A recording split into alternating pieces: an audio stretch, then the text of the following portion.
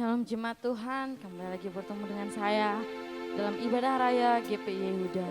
Pagi hari ini sebelum kita mulai ibadah kita, mari kita siapkan hati dan pikiran kita satu di dalam doa. Terima kasih Tuhan, terima kasih Bapa.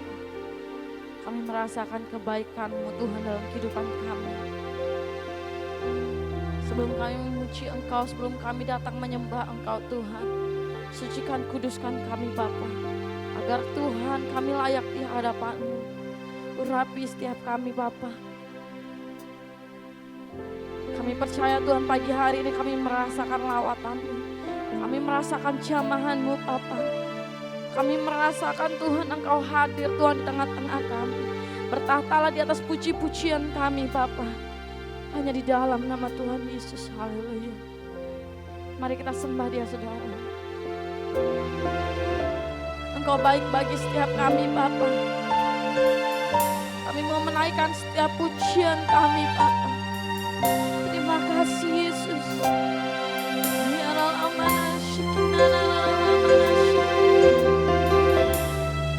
Kami puji Engkau.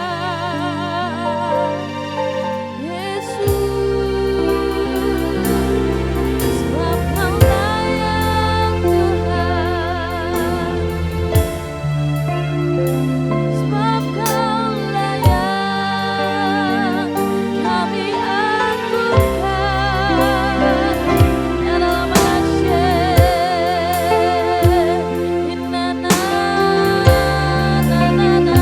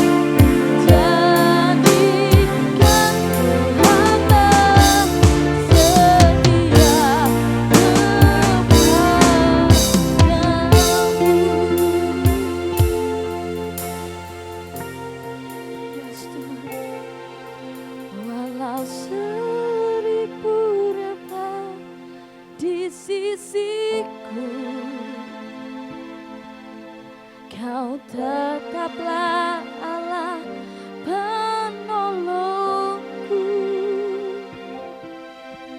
Walau 10.000 rebah di kananku, takkan ku goyah, sebab Yesus sertaku. Walau 1000 rebah di sisiku, Kau tetaplah Allah penolongku.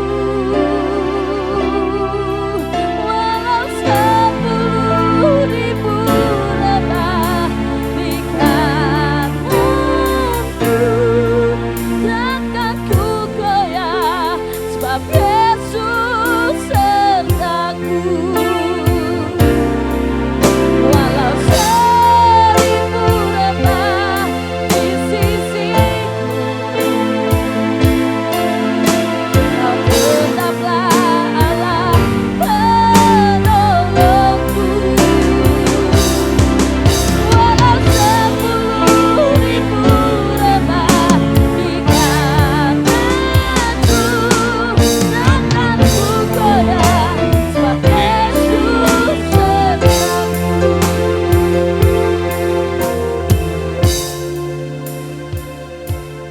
Kami bersyukur Bapa.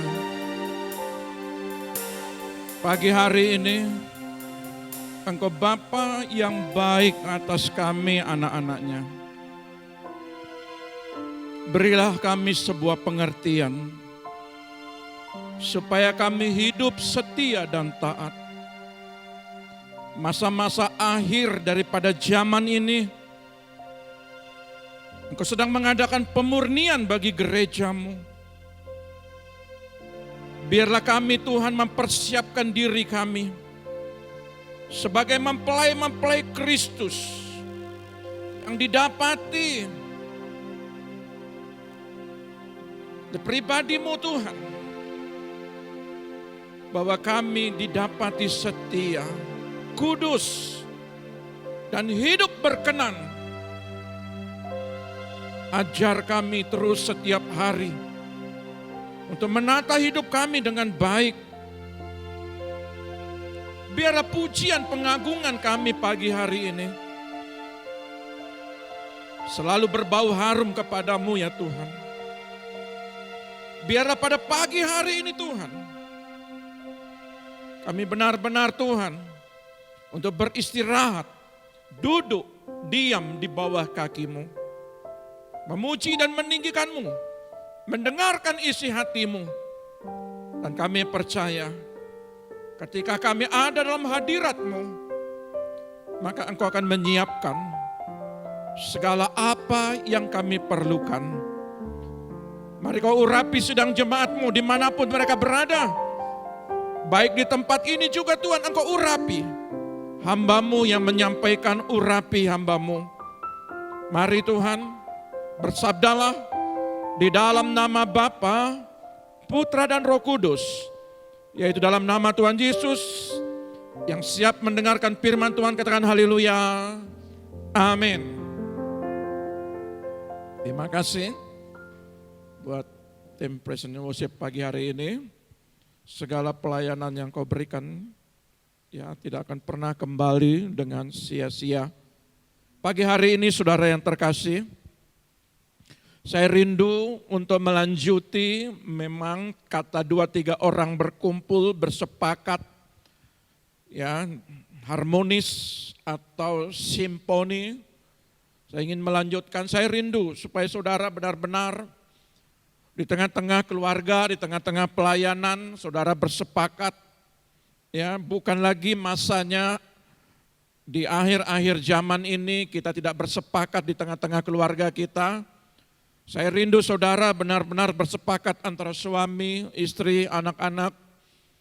Apapun yang terjadi, keadaan apapun yang boleh kita alami, mari kita bersepakat menyatukan hati. Karena firman Tuhan Mazmur 133 berkata, di mana ada kerukunan, di situ aku perintahkan berkat. Saya rindu gereja Tuhan, inilah waktunya untuk kita hidup rukun, ya, suami, istri dan anak-anak hidup rukun di tengah-tengah keluarga, satu keluarga sama keluarga lain hidup dalam kerukunan, adik sama kakak, saudara, baku saudara. Ya, saya rindu supaya kita hidup dalam kerukunan. Ketika ada kerukunan, di situ kita mulai membangun yang namanya kesepakatan dalam doa, membangun kesepakatan dalam mesbah-mesbah, membaca kebenaran firman, melayani, ya, menguatkan, mendukung, ya, menopang. Saya rindu gereja Tuhan mau dipakai Tuhan pada akhir zaman ini. Ya, firman Tuhan berkata, padi mulai menguning, sudah menguning, ya, pekerja sedikit. Tuhan butuh saudara dan saya pagi hari ini. Sebab itu ada kesepakatan yang lain. Kesepakatan orang-orang yang lemah. Ada 4 orang yang lemah di sini. 4 orang kusta. Ya, di tengah-tengah kelemahannya, di tengah-tengah kelaparan. Ya, apa yang kita bisa mau dengar, apa yang kita mau bisa terima, pesan apa yang Tuhan mau sampaikan pagi hari ini. Saudara, saya rindu kita akan bagikan kebenaran firman ini di dalam kitab 2 Raja-Raja, ya, pasal yang ke-7. Ayat pertama. Kita akan baca nanti ayat per ayat. Ayat pertama berkata demikian, 2 Raja-Raja 7. Lalu berkatalah Elisa, dengarlah firman Tuhan, beginilah firman Tuhan, besok kira-kira waktu ini, sesukat tepung yang terbaik akan berharga sesikal, dan 2 sukat jelai akan berharga sesikal di pintu gerbang Samaria. Firman Tuhan berkata bahwa hari esok, tema kita, waktu terbaik ada di tangan Tuhan. Kenapa dikatakan ada penurunan harga? Memang ini ada jalan cerita, yaitu di 2 Raja-Raja pasal yang ke-6. Di mana bangsa Samaria ini, ya, dikepung oleh pasukan Aram. Dan mereka benar-benar tidak bisa keluar. Dan di sini dikatakan bahwa masa sulit, masa kesukaran. Kalau kita lihat ini adalah kronologi, kronos. Ya, ada jalan ceritanya di pasal 6 ini. Sampai-sampai dikatakan di ayat 28, 29 di situ dikatakan ada seorang ibu-ibu yang menghadap kepada seorang raja daripada Samaria ini, bahwa dikatakan mereka saling memakan anak mereka sendiri, ya, saking sudah kesulitan. Akibat daripada kesulitan itu mereka menjadi kanibal. Nah, abdi Allah yang namanya Elisa ini menyampaikan sebuah pesan Tuhan, ada janji Tuhan. Pada saat esok hari, ini adalah waktunya Tuhan. Waktu yang ada di tangan Tuhan, waktu yang terbaik atau kairos. Dikatakan bahwa esok hari, ya, ada terjadi pergerakan, ada terjadi perubahan.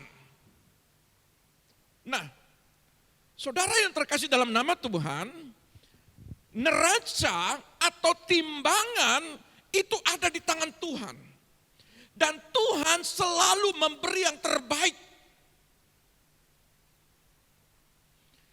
Tuhan juga memberi yang terbaik bagi saudara pada saat masa sulit ini. Masa sulit sekarang ini tidak seperti masa sulit yang terjadi di Samaria. Sampai dikatakan di pasal 6 ini, orang makan orang. Tetapi saudara yang terkasih, datang pada saat esok hari.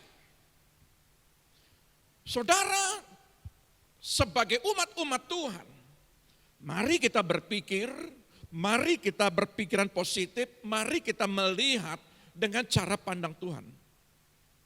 Saudara harus mempunyai sebuah kata-kata profetik bahwa esok hari adalah harinya Tuhan, Tuhan akan memberkati saya.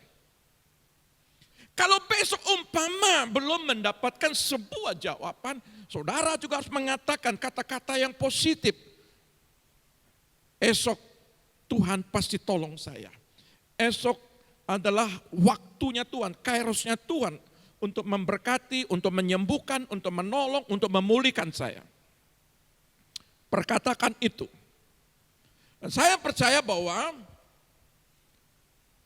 Tuhan sedang berbicara masalah waktu.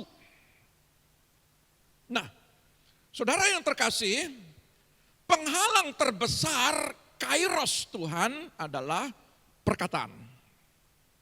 Nah, apa yang terjadi? Kita lihat ayat 2. Tetapi perwira yang menjadi ajudan raja menjawab abdi Allah katanya, sekalipun Tuhan membuat tingkap-tingkap di langit, masakan hal itu mungkin terjadi? Coba lihat. Jawab abdi Allah, sesungguhnya engkau akan melihatnya dengan matamu sendiri, tetapi tidak akan makan apa-apa daripadanya. Ya. Saudara lihat. Kalau di dalam terjemahan lain dikatakan mana bisa.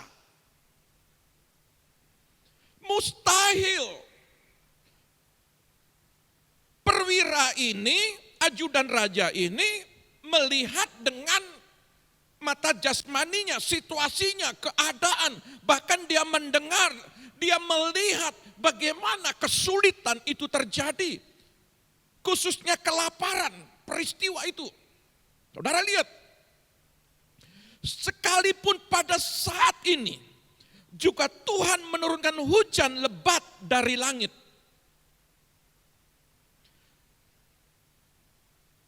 Saudara, bagaimana perkataan ajudan raja ini? Mana bisa? Itu mustahil. Sekalipun pada saat ini juga Tuhan menurunkan hujan lebat dari langit. Saya berharap anak-anak Tuhan saat ini, para pelayan, para hamba-hamba Allah, jangan sekali-kali di masa-masa ini kita memperkatakan mana mungkin, itu mustahil. Tetapi saya percaya bahwa pelajaran ini membuat kita supaya berhenti berkata-kata hal-hal yang tidak mungkin. Berhenti mengeluarkan kata-kata yang putus asa. Berhenti berkata-kata yang negatif. Abdi Allah ini berkata, nanti kau akan melihat hal itu terjadi. Bahkan di situ ada tanda seru. Tapi, dalam terjemahan bahasa Indonesia hari-hari berkata begini, tapi kau tidak akan mengecap makanan itu sedikit pun. Jawab Elisa. Perlu ada ketegasan. Perlu ada ketegasan. Orang-orang yang berkata negatif, orang-orang yang berpikiran negatif, orang-orang yang berkata tidak mungkin ditolong, orang yang berkata-kata bagaimana mungkin saya ini sembuh, bagaimana mungkin saya ini diberkati, ekonomi saya betul-betul hancur. Ada banyak penurunan, saya bangkrut. Apapun kata-katamu itu kata-kata yang tidak memberkati. Maka perlu perkataan Elisa ini. Perlu. Supaya menjadi pelajaran bagi kita semua, hati-hati mengucapkan kata-kata. Sekalipun engkau belum ditolong hari ini, mari katakan, saya tetap diberkati. Mungkin hari ini kau masih belum mengalami kesehatan, ya belum mengalami kesembuhan, tetapi tetap perkatakan, saya pasti sembuh. Anak-anak saya pasti dipulihkan, keluarga saya pasti diberkati, perkatakan. Sekalipun belum melihat jawaban itu. Nah, saudara yang terkasih, saya rindu supaya kita ini memperhatikan. Kalau di dalam terjemahan bahasa Indonesia sehari-hari dikatakan 1 uang perak bisa membeli 3 kilo gandum terbaik. Atau 6 kilo gandum jenis lainnya.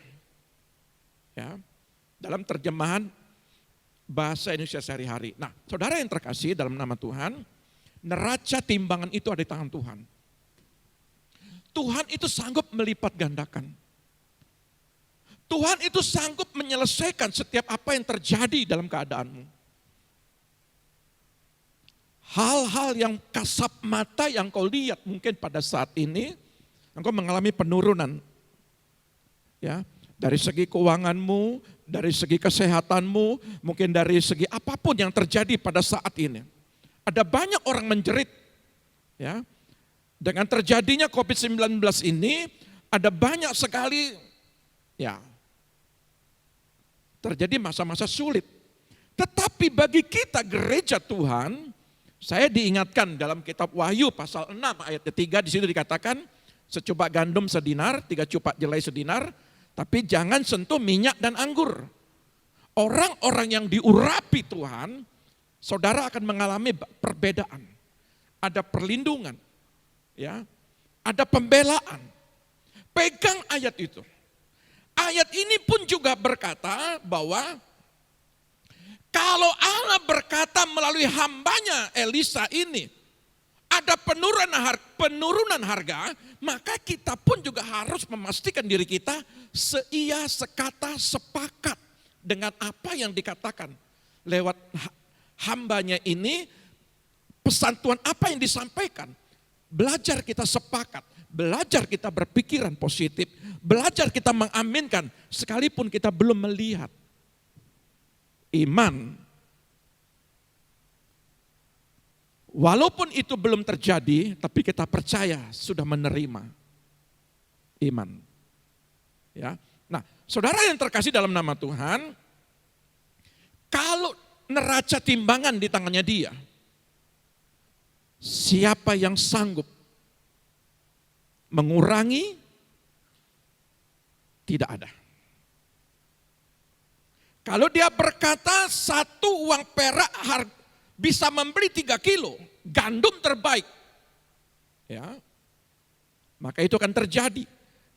Ya, saya percaya bahwa kalau dia berkata juga sesukat tepung yang terbaik akan berharga sesikal dan 2 sukat jelai akan berharga sesikal. Kalau dia yang berkata, maka itu akan terjadi. Apapun kata Tuhan, saudara pegang dengan baik. Itu harus diremakan, diingat, walaupun mata kita memandang, waduh, saya berharap jangan gereja Tuhan kita, anak-anak Tuhan, sama persis dengan perkataan daripada abdi raja ini. Nah, saudara lihat ayat selanjutnya. Ya. Ayat ketiga.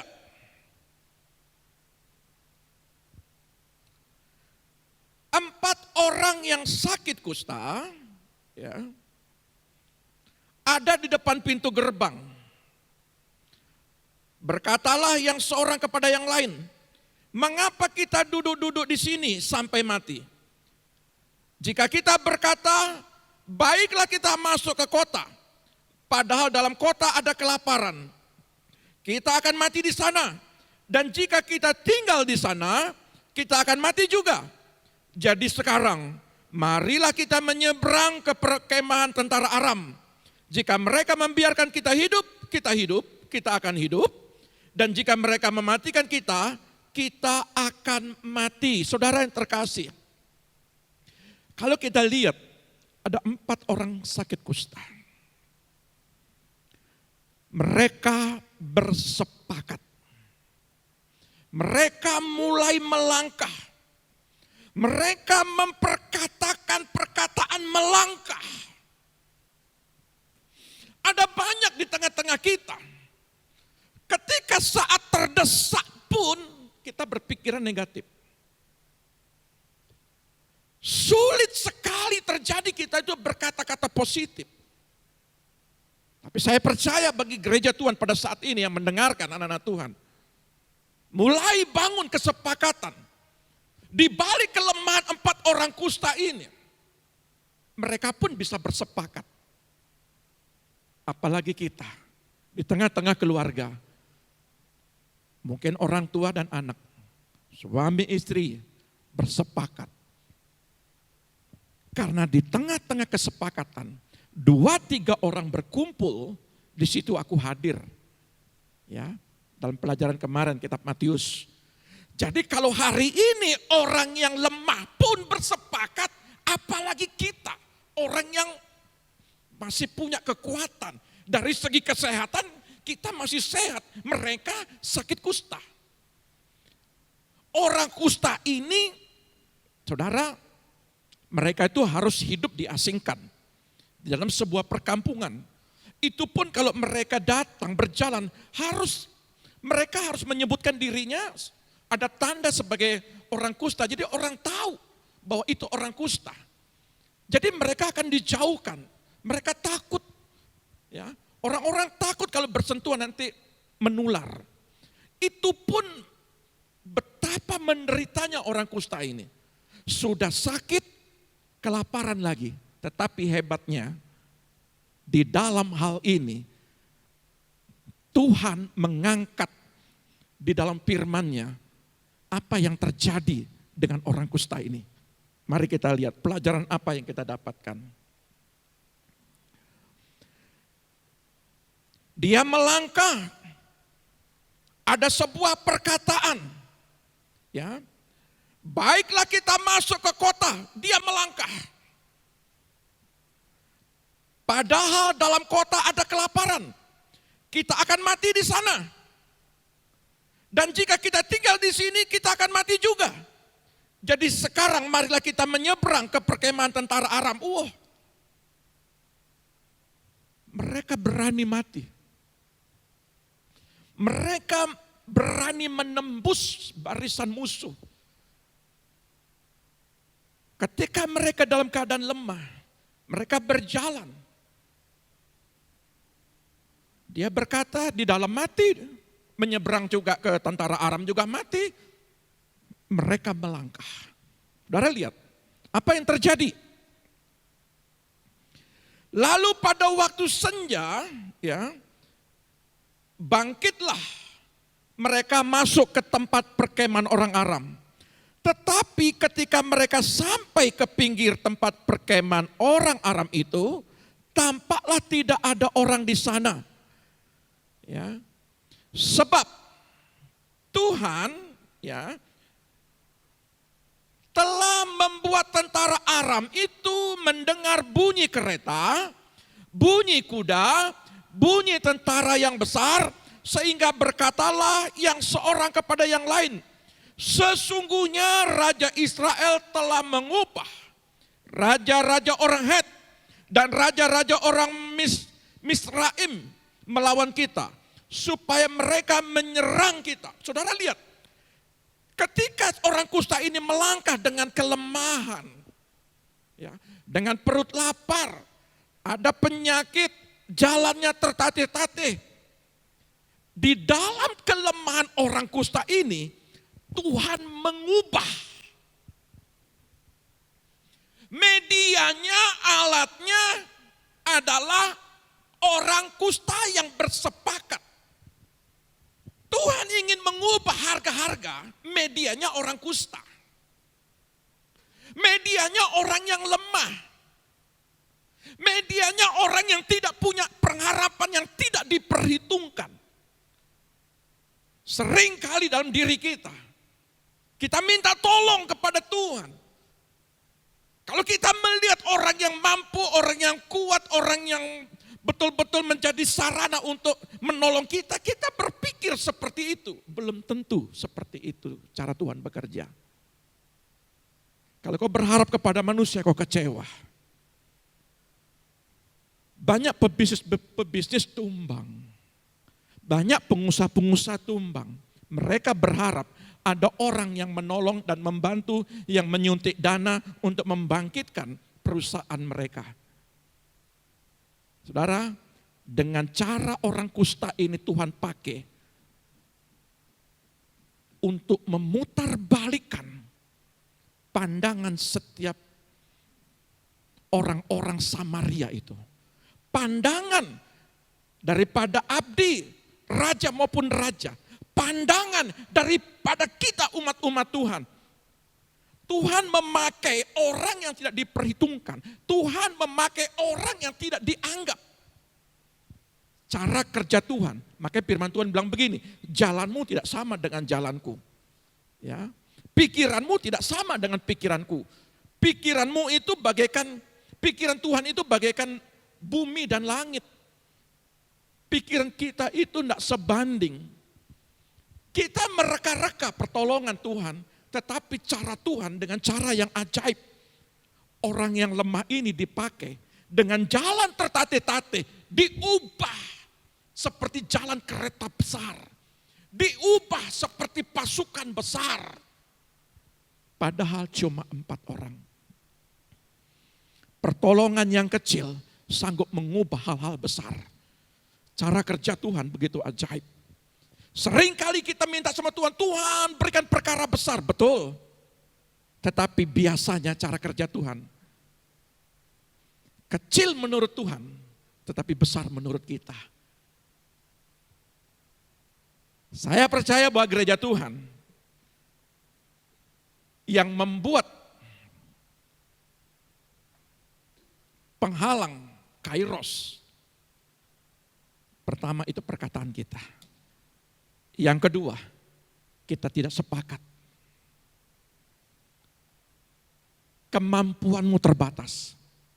Tetapi ketika kita hidup di dalam hadirat Tuhan, seberapapun dalam hidupmu, kemampuanmu, keadaanmu yang terjadi saat ini, ketika kita bersepakat, itu punya kekuatan yang besar. Kita bangun mezbah, kita bangun doa. Saudara lihat, ayat yang kelima. Sangat menarik sekali ayat kelima ini. Ya. Ayat ke-6, ya. Sebab Tuhan telah membuat tentara Aram itu mendengar bunyi kereta, bunyi kuda, bunyi tentara yang besar. Sehingga berkatalah yang seorang kepada yang lain, sesungguhnya Raja Israel telah mengupah raja orang Het dan raja-raja orang Misraim melawan kita, supaya mereka menyerang kita. Karena itu bangkitlah mereka melarikan diri pada waktu senja dengan meninggalkan kemah dan kuda dan keledai mereka, serta tempat perkemahan itu dengan begitu saja mereka melarikan diri menyelamatkan nyawanya.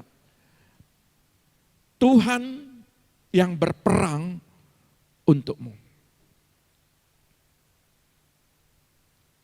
Kalau hari-hari ini engkau mengalami ketidakberdayaan, hari-hari ini engkau mengalami yang namanya padang gurun, atau hari-hari ini engkau yang mengalami yang namanya masa-masa kelam, masa sulit, saudara, ketidakmampuanmu Tuhan akan ubah. Setiap langkah kakimu Tuhan akan ubah. Yang menarik buat saya pagi hari ini adalah langkah pertama itu perkataan, yang kedua melangkah. Melangkah dengan pasti, melangkah dengan berserah total kepada Tuhan. Dan kenapa firman Tuhan berkata, ada perubahan senja hari. Ada perubahan, ada kemenangan dalam senja hari. Saudara, kalau kita lihat Di dalam kitab Galatia 3, ya, ini sebuah simbol tentang senja hari. Saya ingin membuat sebuah gambaran bagi kita adalah kalau orang kusta ini mendapatkan pertolongan di senja hari. Kalau di dalam kehidupan orang Samaria ini harga-harga turun pada senja hari.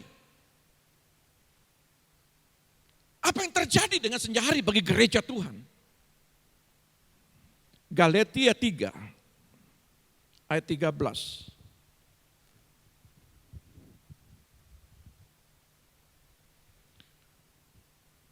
Kristus telah menebus kita dari kutuk hukum Taurat. Dengan jalan menjadi kutuk karena kita. Sebab ada tertulis, terkutuklah orang-orang yang digantung pada kayu salib. Yesus Kristus telah membuat ini supaya di dalam Dia berkat Abraham sampai kepada bangsa-bangsa lain. Sehingga oleh iman kita menerima roh yang telah dijanjikan itu. Kalau kita lihat dalam kitab Lukas 23 ayat 44, Yesus mati di kayu salib itu tepat senja hari, yaitu jam 3 ke atas.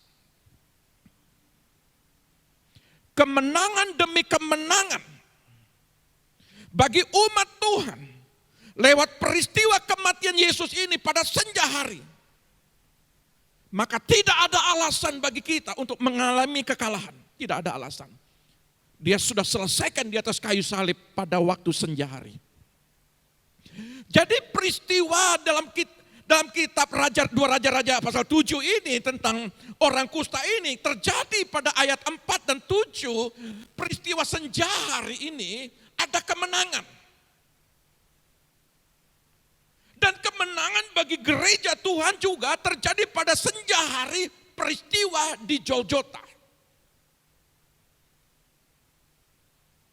Kalau saudara merenungkan baik-baik pengorbanan Yesus pada senja hari itu. Pada jam 12 tepat masa gelap sampai jam 3. Yesus menyerahkan nyawanya. Bapa, kehendak-Mu yang jadi. Saudara, saya mau katakan kepada kita semua. Lewat simbol ini, saudara harus melangkah. Kemenangan ada di pihak saudara. Karena Dia sudah menang atas kuasa-kuasa dunia ini. Dia sudah menebus kita. Segala kutuk-kutuk sudah diselesaikan. Bahkan berkat Abraham dicurahkan pada saat menjelang senja hari lewat. Saudara, saya bersyukur dengan peristiwa senja hari ini. Tidak ada alasan bagi kita untuk berpikiran negatif lagi. Tidak ada alasan lagi untuk kita berkata mustahil. Tidak ada alasan bagi kita anak-anaknya berkata mana mungkin. Bagaimana mungkin saya sembuh? Dia sudah selesaikan pada senja hari. Keluargaku dipulihkan, Dia sudah selesaikan untuk memulihkan pada saat senja hari.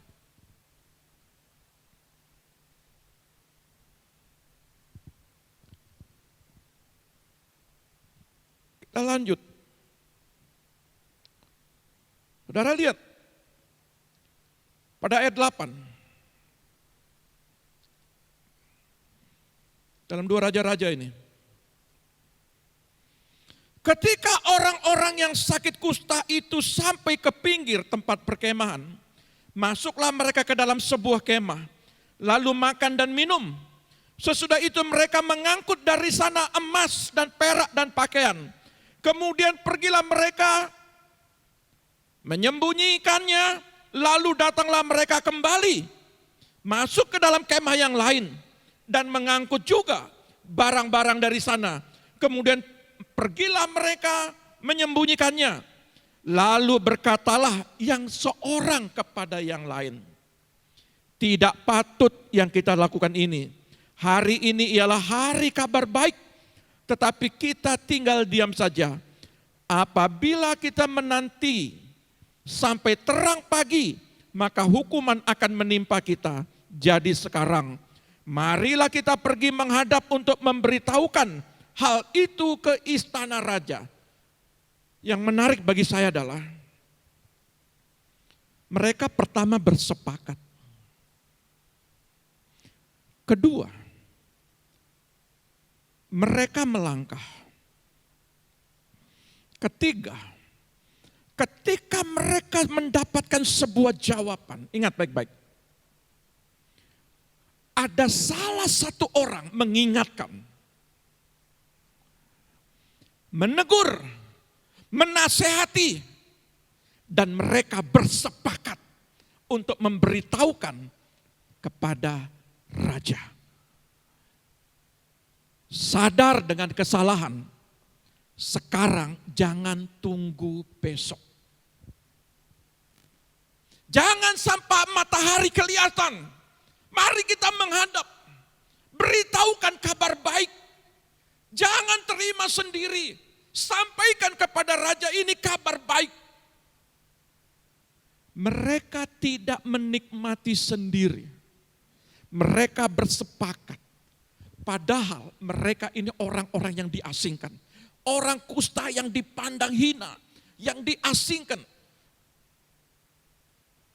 Ya, yang dianggap orang yang terkutuk, penyakit menular. Tetapi hati mereka selalu memberitakan kabar baik ini harus disampaikan. Saya harap gereja Tuhan saat ini berikan kabar baik kepada orang lain. Jangan tunggu ketika saling mengingatkan, saling menasihati, jangan tunggu. Lakukan sekarang. Kalau ada di tengah-tengah kesepakatanmu itu ada yang lemah, kuatkan. Kalau ada yang jatuh dalam dosa, kuatkan. Kalau ada yang sakit, doakan. Tapi seringkali kita, Tuhan berbicara dalam diri kita untuk dipakai. Tapi kita tunggu sampai hari esok, bahkan kita tidak lakukan. Belajar dari orang lemah ini. Dia menjadi sarana untuk menurunkan harga-harga. Dia dipakai Tuhan untuk dirubah setiap langkahnya, untuk mengusir tentara Aram. Tetapi hebatnya, dia pun juga dipakai Tuhan untuk memberitakan kabar baik. Saya berharap bagi kita semua yang mendengarkan pada saat pagi hari ini, belajar engkau memberitakan kabar baik kepada orang lain. Jangan memberitakan kabar-kabar yang melukai, yang membimbangkan. Ya memang ini COVID-19 kita memang susah, kita memang mengalami banyak kerugian, ya. Itu ada orang sakit, jangan dekat-dekat, ya. Itu keluarga-keluarga orang kena sakit, ya. Mereka sudah sembuh, kita masih juga mendikte mereka tetap penyakit. Belajar, menguatkan orang, belajarlah. Ketika ada orang punya persoalan, belajar engkau menguatkan orang itu. Tetapi jangan sampai kita menjatuhkan dia lagi. Ya, sadar dengan kesalahan. Jangan tunggu hari besok. Selanjutnya dia berkata, jangan sampai nanti kita dihakimi. Ya, jangan sampai. Kalau di ayat 9 ini dikatakan, ya, jangan sampai kita dihukum. Setiap kesalahan pasti ada konsekuensi.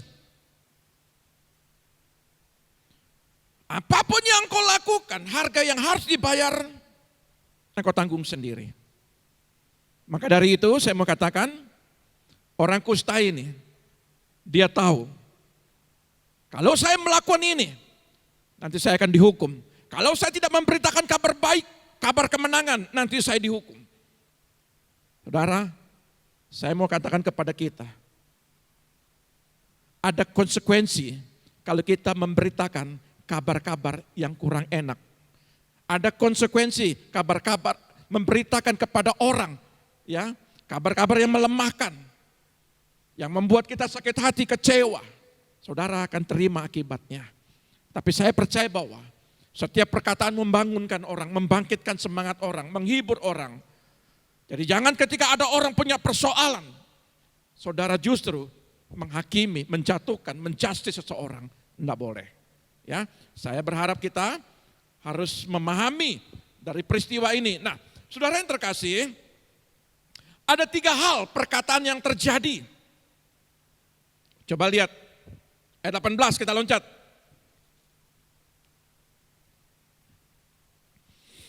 Dikatakan begini, dan terjadi juga seperti yang dikatakan abdi Allah itu kepada raja. 2 sukat jelai akan berharga sesikal, dan sesukat tepung yang terbaik akan berharga sesikal. Besok kira-kira waktu ini di pintu gerbang Samaria. Pada waktu itu si perwira menjawab, abdi Allah itu sekalipun Tuhan membuat tingkap-tingkap di langit, masakan hal itu mungkin terjadi? Tetapi Elisa berkata, sesungguhnya engkau akan melihatnya dengan matamu sendiri, tetapi tidak akan makan apa-apa daripadanya. Demikianlah terjadi kepada orang itu. Rakyat menginjak-injak dia di pintu gerbang, lalu matilah ia. Saudara, pertama perkataan Elia, perkataan profetik, perkataan janji Tuhan. Yang kedua, perkataan perwira. Yang negatif, yang melemahkan, yang berkata mana mungkin. Yang ketiga, perkataan orang kusta. Dari 3 perkataan ini, semua terjadi. Apa yang dikatakan abdi Allah, esok terjadi perubahan. Apa yang dikatakan oleh orang kusta, melangkah, terjadi kemenangan. Dan apa yang dikatakan oleh perwira ini, ayat 20 mencatat, dia mati dan benar-benar dia tidak mendapatkan apa-apa, tidak mendapatkan makanan sedikit pun. Jadi setiap perkataan kita harus hati-hati. Kau berkata anakmu bodoh, maka itu akan terjadi. Engkau berkata aku rugi, aku bangkrut, maka itu terjadi. Engkau berkata saya sakit, saya rugi, usaha saya sepi, maka itu akan terjadi.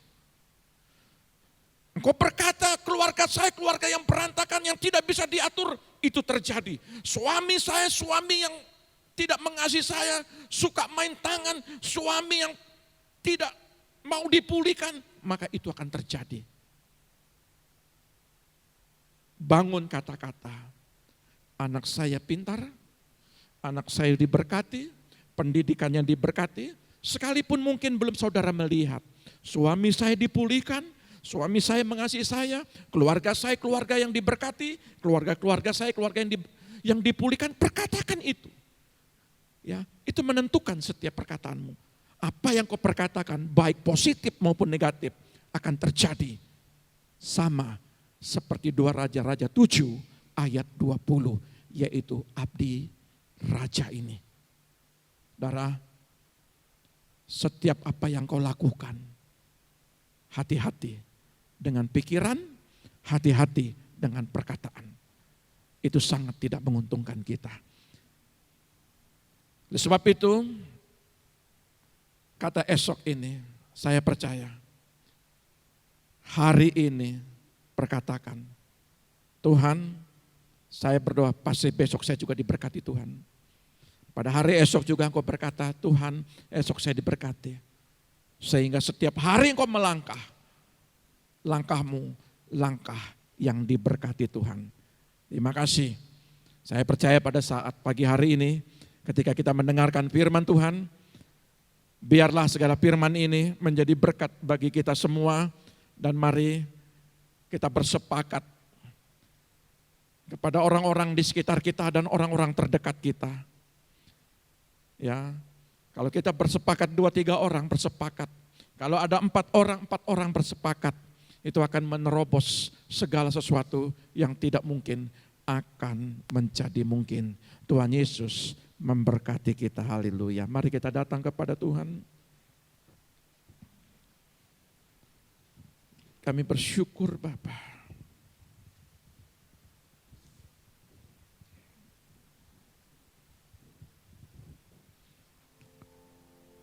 Roh Kudus, Pulihkan setiap keluarga anak-anak-Mu. Pulihkan kami ya Bapa. Kami rindu ada pengurapan bagi kami dengan minyak yang baru. Penuhi kami ya Bapa. Kenalarabaya sakatakana. Kenalarabaya sakatakana.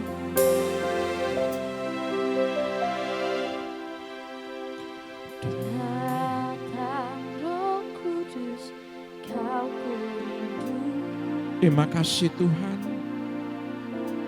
Dengan minyak yang baru urapiku, mengalir penuhiku, mengalir pulihkanku, kuasa-Mu bebaskan hidupku. Datang Roh Kudus, Kau ku rindu. Terima kasih Bapa. Dengan minyak yang baru urapiku, mengalir penuhiku, mengalir pulihkanku, kuasa-Mu bebaskan hidupku. Satu yang ku rindu bersekutu denganmu, bawaku lebih lagi tinggal di dalammu, nikmati hadiratmu, jamalah seluruh hidupku. Urapanmu mengubah hidupku.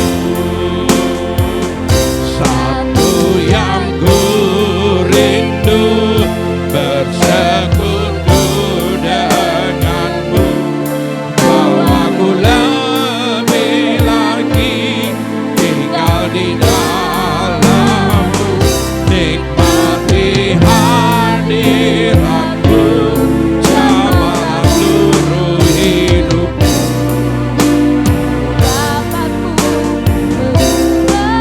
Mari sama-sama kita nyanyikan pujian ini, satu yang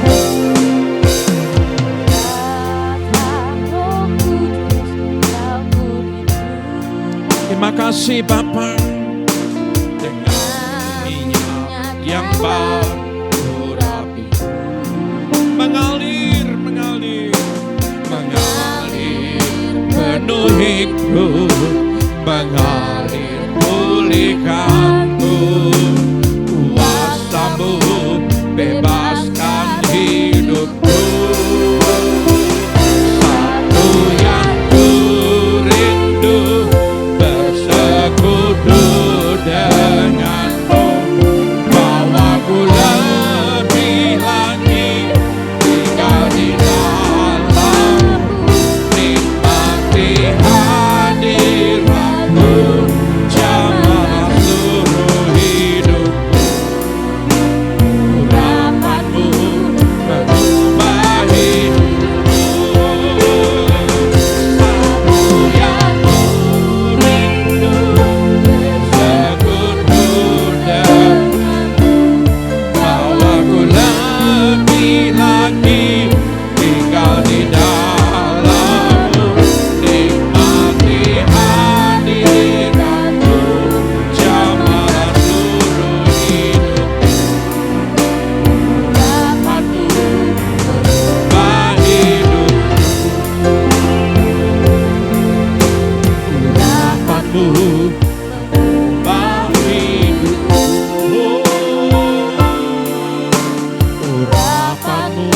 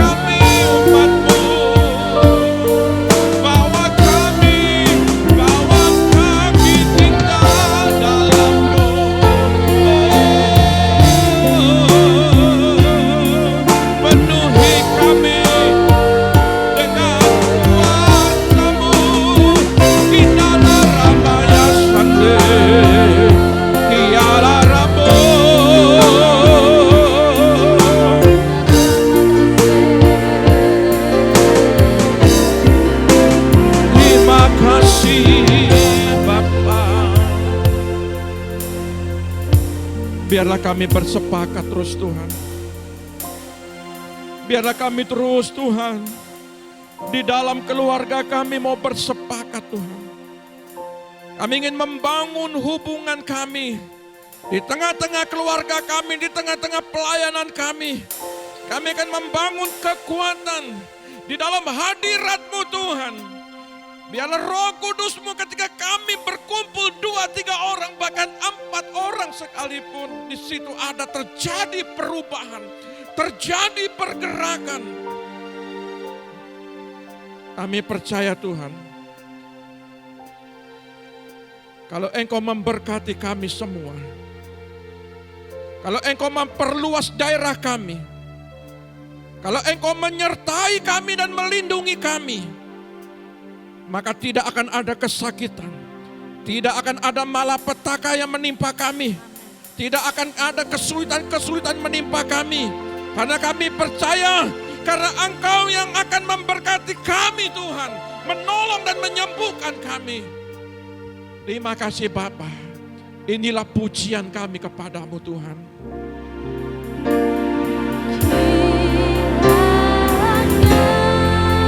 Inilah Tuhan. Kami mau bersepakat setiap umat-Mu menyanyikan pujian ini. Yes.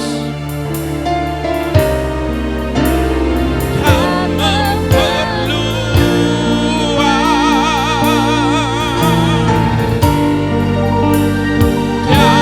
daerahku,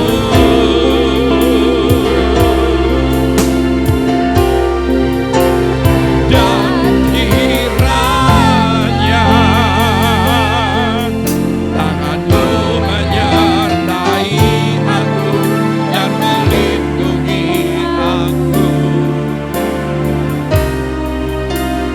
daripada malapetaka,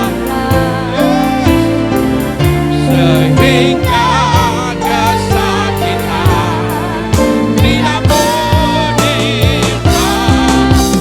Oh, kiranya Engkau Tuhan, kiranya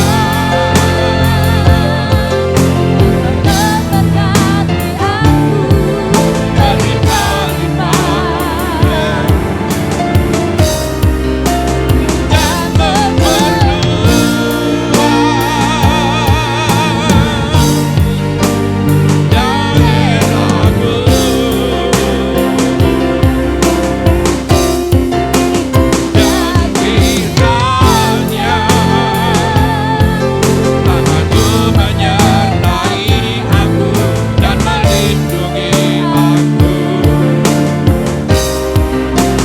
daripada malapetaka, sehingga kesakitan tidak menimpa aku, sehingga kesakitan tidak menimpa aku.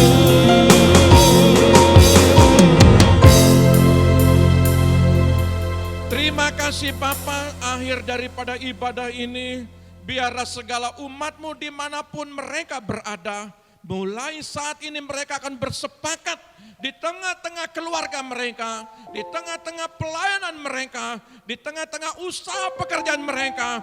Karena di tengah-tengah kesepakatan ini terjadi pergerakan, terjadi perubahan. Hamba percaya mereka akan menikmati janji-janji Tuhan. Terima kasih Bapa. Kami mengucap syukur atas firman-Mu yang menguatkan kami. Engkau akan menolong kami tepat pada waktunya, yaitu Kairos-Mu adalah Kairos yang terbaik bagi kami. Dan setiap orang yang menolong kami, Tuhan, Engkau sanggup mengubah orang yang lemah untuk menjadi orang yang kuat. Engkau mengubah orang yang tidak punya pengharapan menjadi punya pengharapan. Itulah pribadi-Mu Tuhan. Terima kasih Bapa. Kami mengucap syukur atas pagi hari ini. Angkat kedua belah tangan-Mu Terimalah berkat Bapa Sorgawi. Diberkatilah keluargamu, diberkatilah anak-anakmu, diberkatilah kesehatanmu, diberkatilah pendidikanmu, diberkatilah lumbung-lumbungmu. Apa yang engkau kerjakan lewat tanganmu akan dibuat berhasil, dan setiap kakimu melangkah akan selalu dituntun oleh Dia. Sehingga penuhlah sukacitamu, engkau diberkati di bumi dan diberkati di sorga. Dalam nama Bapa, Putra, dan Roh Kudus, yaitu dalam nama Tuhan Yesus, yang percaya katakan haleluya. Amin. Tuhan Yesus memberkati.